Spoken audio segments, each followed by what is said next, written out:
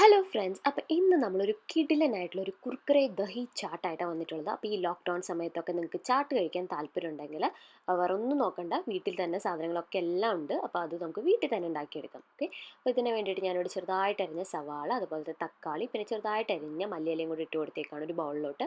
ഇപ്പോൾ നമുക്ക് വേണ്ടത് നമ്മുടെ മെയിൻ സ്റ്റാർ അല്ലെങ്കിൽ മെയിൻ ഇൻഗ്രീഡിയൻ്റ് എന്ന് പറഞ്ഞാൽ നമ്മുടെ കുർക്കുറയാണ്. അപ്പോൾ ഒരു പാക്കറ്റ് മൊത്തം പൊട്ടിച്ചിട്ട് ഒരു ബൗളിലോട്ട് ഇട്ട് കൊടുത്തേക്കുവാണ് കേട്ടോ.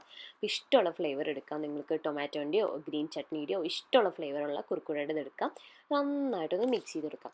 അപ്പോൾ നമ്മളിതിൽ കുർക്കുറെ ദഹി ചാട്ട്, ദഹി എന്ന് പറഞ്ഞാൽ നമ്മുടെ സാധാരണ യോഗട്ട് അല്ലെങ്കിൽ തൈര് എന്ന് പറയും. അപ്പോൾ ഞാനൊരു കുറച്ച് തൈരിലോട്ട് കുറച്ച് കുരുമുളക് പൊടി ആഡ് ചെയ്ത് കൊടുത്തിട്ടുണ്ട്. പിന്നെ നമ്മുടെ മെയിൻ സംഭവം എന്ന് പറഞ്ഞാൽ ചങ്കി ചാട്ട് മസാല, ഇത് അതിൻ്റെ പേരാട്ടോ. അപ്പോൾ ചാട്ട് മസാലയും കൂടെ ആഡ് ചെയ്ത് കൊടുക്കുക, ഇഷ്ടമുള്ള ബ്രാൻഡിൻ്റെ ആഡ് ചെയ്ത് കൊടുത്തിട്ട് നന്നായിട്ടൊന്ന് മിക്സ് ചെയ്തെടുക്കുക. ഒരു സ്പൂൺ വെച്ചിട്ട് നന്നായിട്ട് അങ്ങോട്ട് മിക്സ് ചെയ്ത് കൊടുക്കാം. ഇനി നമുക്ക് വേണ്ടത് അതിലോട്ട് കുറച്ച് ഉപ്പ് ആഡ് ചെയ്യണം. ഉപ്പിൻ്റെ ഒക്കെ അളവ് എന്ന് പറഞ്ഞാൽ ഓരോരുത്തരുടെ ആ ടേസ്റ്റിനനുസരിച്ച് ആഡ് ചെയ്യുക. എന്നിട്ട് നമ്മൾ ആ ഉണ്ടാക്കി വെച്ച മിക്സർ മുഴുവൻ ആ ബൗളിലോട്ട് ഇട്ട് കൊടുത്തിട്ട് നന്നായിട്ടൊന്ന് ഇളക്കി കൊടുക്കുക.